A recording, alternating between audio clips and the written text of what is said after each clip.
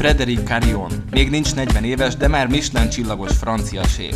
Burgundiában, Lyontól nem messze saját étterme van, onnan lett Magyarországra csábítva, hogy a Kogártház konyháján főzzön. Az Apéritif à la Française rendezvényén, mely a világ 20 országában, összesen 31 városban, azonos napon, június első csütörtökén kerül megrendezésre. J'adore ce pays. Je connais que Budapest. Frédéric a ház főszakácsával, Danó Zoltánnal közösen készíti el az estére a francia konyha remek műveit. A két különböző kultúra egymásra találása igazán exkluzív és incsiklandozó falatokat eredményezhet. Ez az első közös munkájuk. Frédéric egy bűbájos ember, de ha egy német vagy egy svájci séffel dolgoztunk volna, az teljesen exakt lett volna, és mi is itt szeretjük az exakt dolgokat, de a Frédéric egy ilyen bohém, ezt most így csináljuk, ezt most úgy csináljuk, ezt most amúgy csináljuk. Mi ehhez alkalmazkodunk, és mi mindent megteszünk az ügy sikeréért. A Kogárt rendezvényházban a kortárs művészet remek művei mellett önálló étterem is üzemel. A ház személyzetének egyik legnagyobb kihívása, hogy a tereket átalakítsák az estére várható mintegy 300 fős vendégsereg számára. A fogadás és a programok két emeleten is zajlanak majd, ezért a kihívás is kétszer akkora. Ez pedig már itt a konyha, a Kogárt étterem motorja. Innen kerülnek majd ki a fogások néhány óra múlva. Minden szegletében lázas munka zajlik, a magyar csapatot Zoltán a francia séffel közösen kialakított tervek szerint irányítja. A kettejük gasztronómiai víziója úgy tűnik, egyelőre jól halad, de ez nem is véletlen. Alors, ce soir, tous les plats préparés ont été réfléchis. Bármilyen jó az előkészület, váratlan helyzet mindig adódik, és ilyenkor ezt rugalmasan meg kell oldani. A séf úr közben megváltoztatta a menüt, és nem volt 2 liter dióolaj a házba, és azért el kellett menni robogóval most venni dióolajat, de szerencsém volt, mert még nem esett az eső, mint most.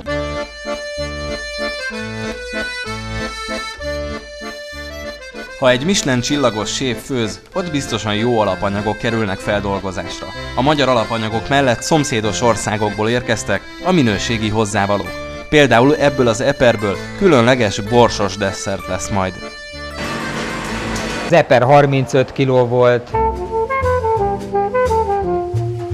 a risottóhoz 8 kg arboriorist vettünk. A risotto bazsalikommal készül, külön bő olajban sütik meg.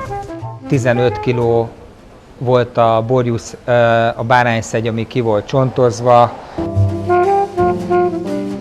Elhasználtunk 2 kg gyömbért, 12 kg marhafelsát, 18 kg libamájjal dolgoztunk például. De más különleges finomság is készül itt, például ez a marha lapocka burgundi módra. Ne felejtsük, Frédéric Burgundiából érkezett, így nagymestere az ottani ízeknek. Non. En France, la gastronomie est culturelle. C'est la culture des Français. Nézzük, hogyan halad Frédéric és Zoltán. Éppen a báránycomb és a bárányszegy készülnek. A báránycomb burgonya musszal és fekete olívával, a bárány lapocka nugatinnal, vagyis kockázott mandula nugáttal készül. 2 fajta bárány, egy bárány lapocka és egy báránycomb lesz megsütve.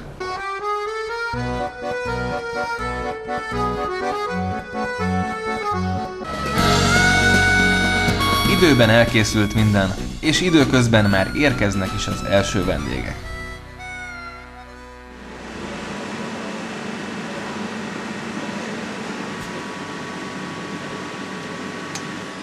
A konyhai csapat már leszerelt mára, ám a lényeg még hátra van, hiszen a puding próbálja az evés, márpedig ennivaló készült bőven mára.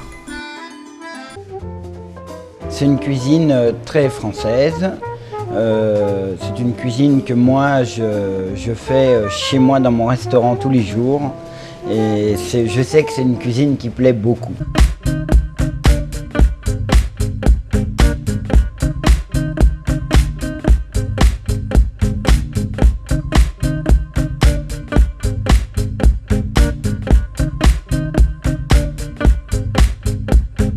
le travail, le travail, le travail, le travail.